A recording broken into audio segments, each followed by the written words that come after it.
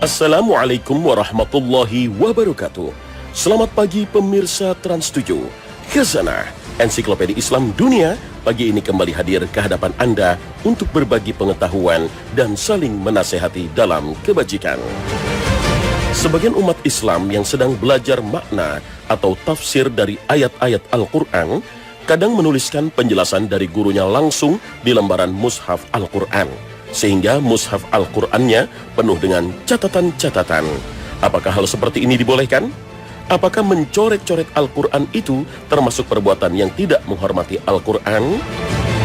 Atau ada juga yang memiliki kebiasaan jika ingin membalikkan halaman buku, membasahi jarinya dengan air liur.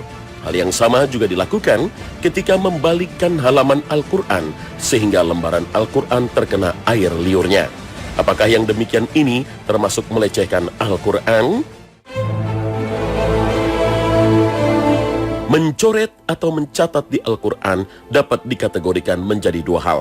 Yang pertama, catatan atau coretan yang sama sekali tidak ada hubungannya dengan Al-Quran, seperti catatan pelajaran umum, catatan hutang, catatan belanja, dan bentuk coretan lainnya yang tidak ada kaitannya dengan Al-Quran.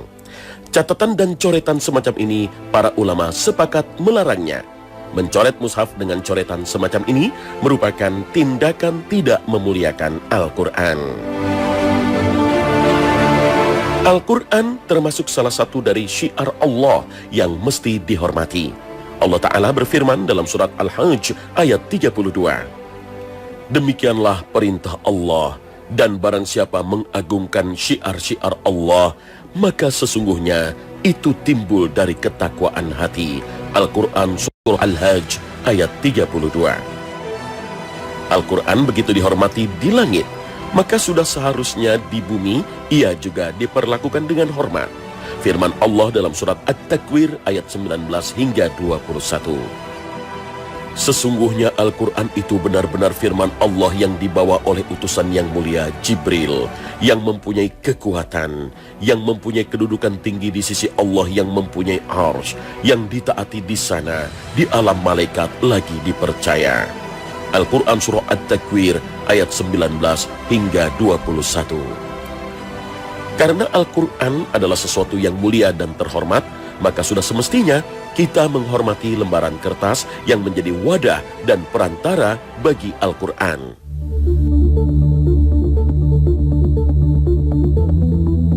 Sedangkan jenis coretan yang kedua adalah coretan atau tulisan yang ada kaitannya dengan Al-Quran. Misalnya tafsir ayat atau makna kata-kata tertentu dari ayat tertentu, termasuk juga tanda-tanda tajwid, lingkaran ayat, nama surat, tulisan juz, dan seterusnya. Bahkan saat ini jenis tulisan seperti ini sudah dicetak bersamaan dengan Al-Quran. Padahal semua tulisan tersebut sejatinya bukanlah termasuk Al-Quran, akan tetapi semua itu dituliskan dalam rangka memudahkan seseorang untuk mempelajari kalam Allah. Untuk jenis tulisan seperti ini, sebagian ulama juga melarangnya.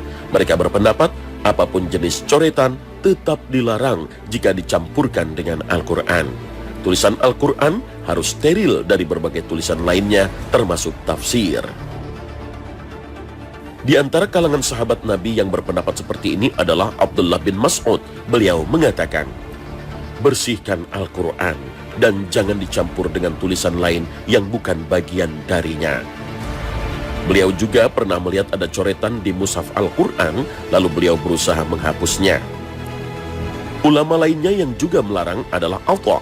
Ulama dari generasi tabi'in yang merupakan murid dari Ibnu Abbas ini tidak menyukai orang yang memberi tanda per 10 ayat di mushaf Al-Quran dan menuliskan sesuatu yang bukan bagian dari Al-Quran.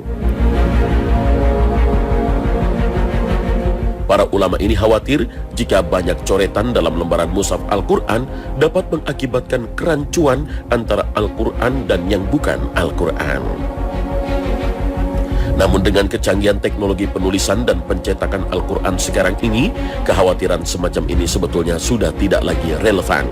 Karena tulisan Al-Quran dan yang bukan Al-Quran, meskipun pada kertas yang sama, sangat mudah dibedakan. Itu sebabnya mayoritas ulama membolehkan menulis sesuatu pada lembaran mushaf selama tulisan atau catatan itu berhubungan dengan Al-Quran. Aisyah radhiyallahu anha pernah ingin menulis kata-kata sholat asar di dekat tulisan sholat wusta pada ayat 238 dari surat Al-Baqarah yang berbunyi, "Jagalah sholat-sholat kalian dan sholat wusta, sholat pertengahan." Al-Quran Surah Al-Baqarah ayat 238. Sahabat Nabi Ubay bin Ka'ab juga menyebutkan dibolehkan menulis doa kunut dan sebagian tafsir di dalam lembaran mushaf dengan keyakinan hal itu bukan termasuk bagian dari Al-Quran meskipun mereka tidak meyakininya sebagai Al-Quran. Lalu bagaimana dengan membolak-balik lembaran Al-Quran memakai jari yang dibasahi air ludah? Apakah hal ini termasuk tindakan melecehkan Al-Quran? Sebagian ulama berpendapat perbuatan tersebut haram dilakukan, meskipun tidak ada niatan untuk menghina Al-Quran.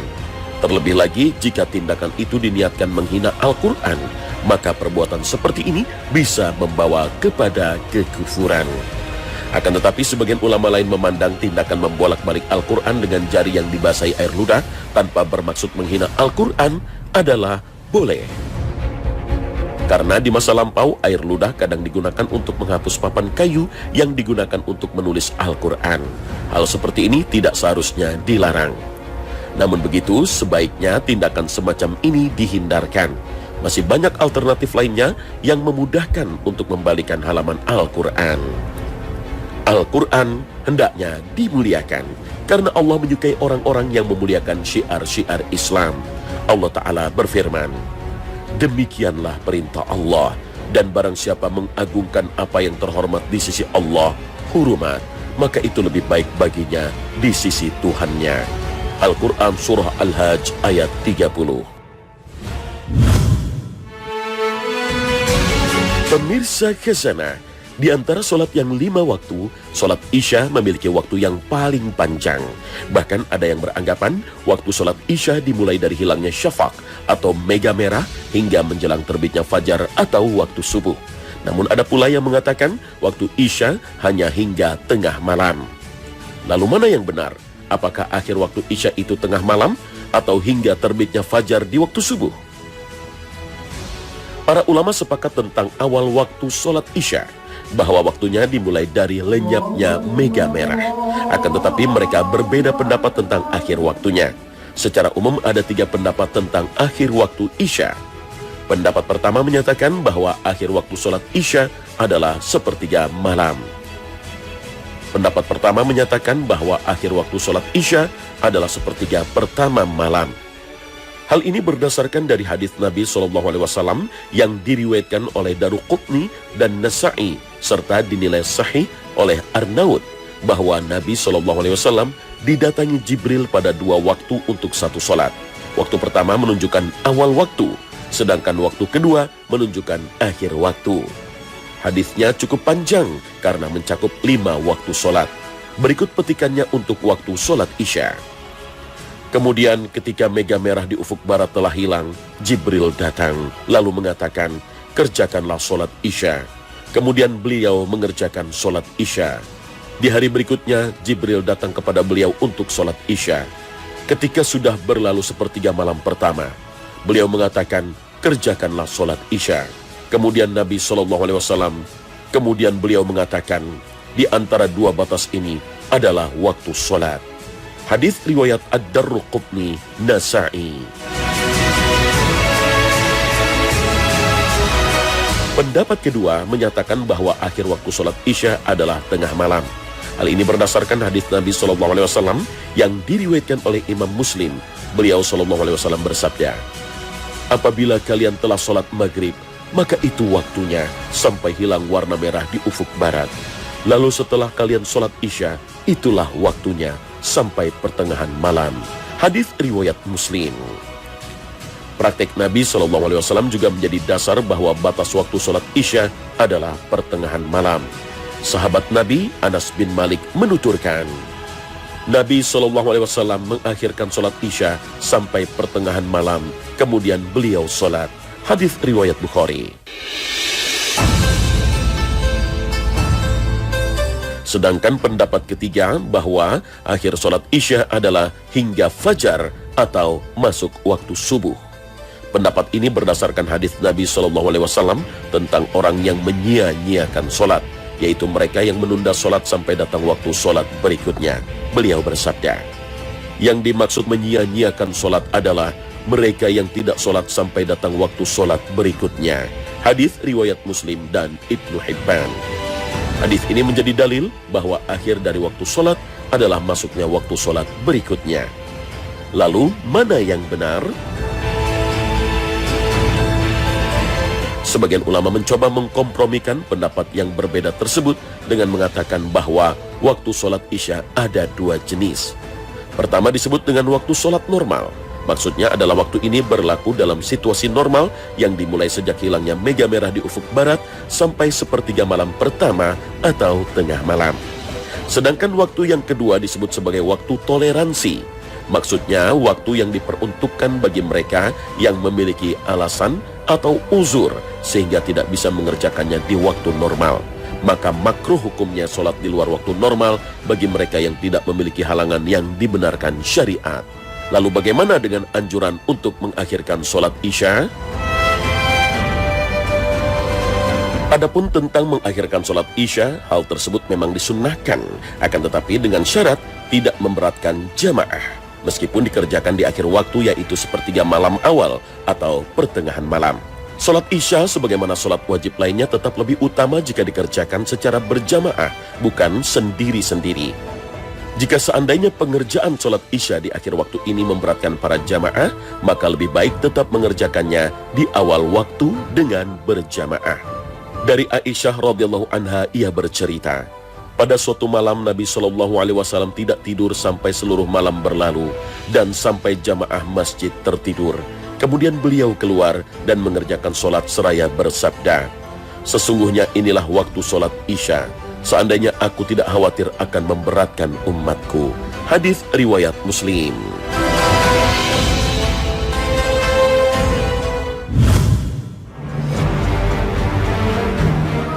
Pemirsa Khazanah, beberapa masjid atau musola ketika waktu sholat maghrib terkadang tidak diberikan kesempatan kepada jamaah untuk melaksanakan sholat sunnah rawatib. Biasanya setelah azan, muazin langsung mengumandangkan iqamah. Mengapa demikian? Praktek iqamah yang langsung dikumandangkan setelah azan di waktu sholat maghrib didasarkan pada pendapat ulama Syafi'i dan Maliki yang menganggap bahwa waktu sholat maghrib hanya satu waktu, yaitu saat matahari tenggelam. Kemudian lama waktunya sekedar waktu azan, wudhu, menutup aurat, iqamah, dan mengerjakan sholat 2 rakaat. Sehingga tidak ada kesempatan untuk melaksanakan sholat sunnah sebelum maghrib. Hal ini didasarkan pada hadis Jibril tentang batas-batas waktu sholat. Dalam setiap waktu sholat, Jibril datang 2 kali. Kedatangan pertama di awal waktu dan kedatangan kedua di akhir waktu. Untuk sholat maghrib, Jibril datang di waktu yang sama dengan kedatangan sebelumnya. Inilah yang disebutkan dalam hadis Nabi SAW. Kemudian Jibril mendatangi Nabi SAW ketika matahari telah tenggelam, sama dengan waktu ketika Jibril mengajarkan sholat kepada Nabi pada hari sebelumnya. Kemudian dia mengatakan, wahai Muhammad, berdirilah, laksanakanlah sholat maghrib. Hadis riwayat Nasa'i. Jika demikian, waktu sholat maghrib sangatlah pendek. Akan tetapi sebagian ulama memandang waktu sholat maghrib lebih lama dari itu. Akhir waktu sholat maghrib adalah saat mega merah telah hilang, yang juga merupakan tanda masuknya waktu sholat Isya. Inilah yang diyakini oleh Imam Hanafi dan Imam Hambali. Hal ini berdasarkan hadis Nabi SAW. Waktu sholat maghrib adalah selama cahaya merah saat matahari tenggelam belum hilang. Hadis riwayat Muslim. Meskipun waktu maghrib lebih lama, tapi tetap saja waktu terbaik untuk melaksanakan sholat maghrib adalah di awal waktu, seperti waktu-waktu sholat lainnya. Rasulullah SAW juga bersabda, umatku akan senantiasa dalam kebaikan atau fitrah selama mereka tidak mengakhirkan waktu sholat maghrib hingga munculnya bintang di langit. Hadis riwayat Abu Daud dan Ahmad. Dengan demikian, maka waktu maghrib tidaklah terlalu pendek, yang berarti ada cukup waktu untuk melaksanakan sholat 2 rakaat antara azan dan iqamah. Hal ini juga diperintahkan oleh Rasulullah SAW meskipun statusnya bukanlah sunnah muakkad atau yang sangat ditekankan. Beliau SAW bersabda, kerjakanlah solat sebelum maghrib 2 rakaat. Kemudian beliau bersabda lagi, kerjakanlah solat sebelum maghrib 2 rakaat. Kemudian beliau bersabda sampai yang ketiga dengan ucapan yang sama. Lalu beliau ucapkan, bagi siapa yang mau. Hal ini beliau katakan karena tidak disukai jika hal tersebut dirutinkan. Hadis riwayat Abu Daud dan Ahmad. Beralih ke masalah lain. Pemirsa, menjawab azan sangatlah dianjurkan oleh Nabi SAW. Banyak sekali janji dan keutamaan mengamalkannya. Lalu bagaimana jika hal itu bertepatan dengan waktu buka puasa? Apakah jika mendengar azan hendaknya menjawab azan dulu atau langsung saja berbuka puasa? Nah pemirsa, jangan kemana-mana. Khazanah akan segera kembali sesaat lagi.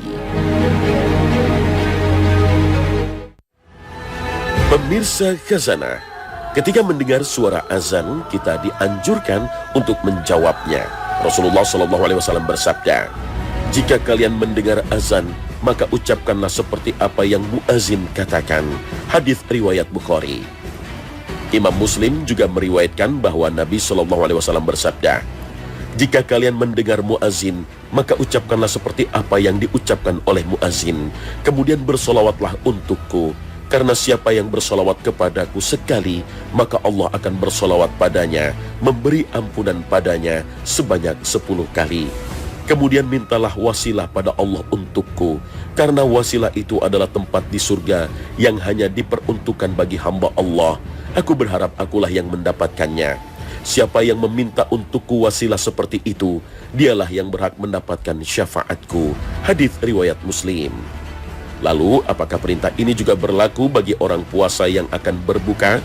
Mengingat Nabi SAW juga menganjurkan untuk menyegerakan berbuka puasa. Mana yang harus didahulukan? Menjawab azan atau berbuka puasa? Berbuka puasa didahulukan daripada menjawab azan. Kenapa? Perintah untuk menjawab azan menurut mayoritas ulama tidak sampai pada tahap wajib. Jika waktu sholat sudah masuk, kumandangkanlah azan, dan yang tertua di antara kalian pimpinlah sholat. Hadis riwayat Bukhari. Hadis tersebut berbicara tentang azan. Namun dalam konteks pengajaran tentang azan tersebut, Nabi SAW tidak menyebutkan tentang menjawab azan. Hal ini menjadi sebuah indikator bahwa menjawab azan tidaklah wajib.